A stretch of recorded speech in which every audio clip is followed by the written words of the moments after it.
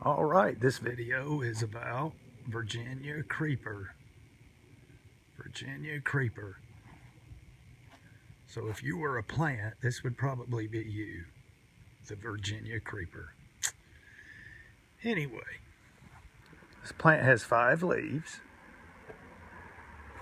It's a viney plant, an ivy type plant. This is the fall. This is the fall time of the year. And this plant is a beautiful reddish color. This is the fall time of the year. Now some people can get a rash from this plant. This isn't poison ivy, it isn't poison oak. Some people can still get a rash. Of course, anybody and everybody could possibly be allergic to something or everything. I mean, that's just how that is. So some people get a rash. And if you're going to get a rash from this plant, this is the time of year that you will get a rash from this plant. When this plant turns red, if you are allergic to it, this is the worst time of the year to be messing with it. I'm not allergic to it. It usually, of course, it's an ivy type plant, so it usually grows very close to poison ivy. Poison ivy. So, all right, Virginia creeper has medicinal uses, and those medicinal uses are the leaves, the bark from the vine, little twigs or no shoots, probably can't hardly see that, and the root. We'll do a video in the spring and the summer of the green plant, but I wanted you to see it in the fall, what it looks like in the fall. Don't mistake it for poison oak or poison ivy. I'm not an expert, so you need to consult with a local expert before you go messing with any plant. Never ever eat a plant, stick it in your mouth, or use it for anything until you consult with a local expert first. I'm not an expert. This is just what I do. This is what I know. And you need to study plants for yourself. Take you a plant, study that plant for a week, put your hands on it, mess with it, you know. After 52 weeks, you'll know 52 plants. I mean, study it out good, thoroughly. Spend some time with it. Get to know the plants.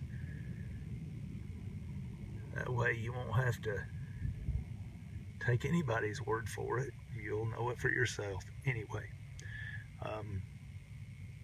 this plant's medicinal uses are of the leaves, like I said, the bark from the vine, the twigs or young shoots, and the root. Stay away from the berries. The berries are toxic. They have medicinal uses, just like the pokeweed berry, but they're toxic. So unless you know what you're doing, stay away from the berries. Never mess with the berries unless you know what you're doing. It's like the pokeweed berry. It's toxic, but it has some uses. I've eaten it, but that doesn't mean you do it. Anyway, okay, so the root, let's start with the root. The root has the medicinal value. Of course, you make a tea out of the root, the leaves, the bark, the twigs.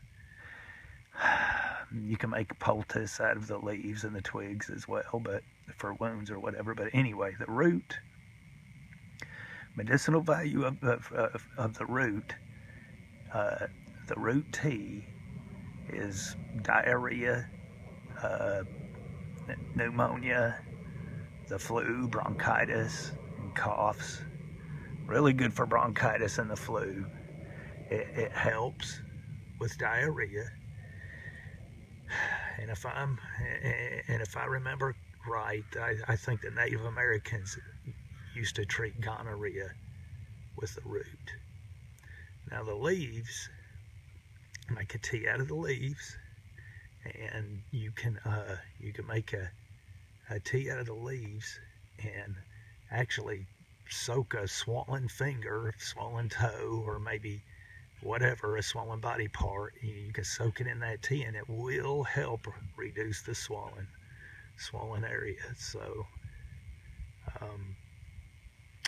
you can also use the leaves, crush them up in some vinegar, or make a tea and mix a little vinegar in with that, and use it for a wound wash, for a cleansing agent, for a wound, a cut, a sore. This plant is an antiseptic and an astringent, so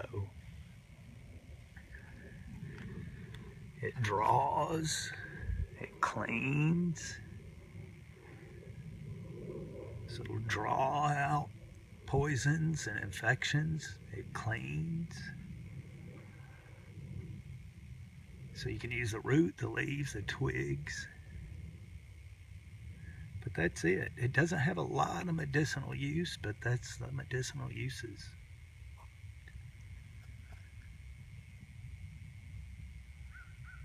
All right, Virginia creeper. Like I said, if you were a plant, this would probably be you.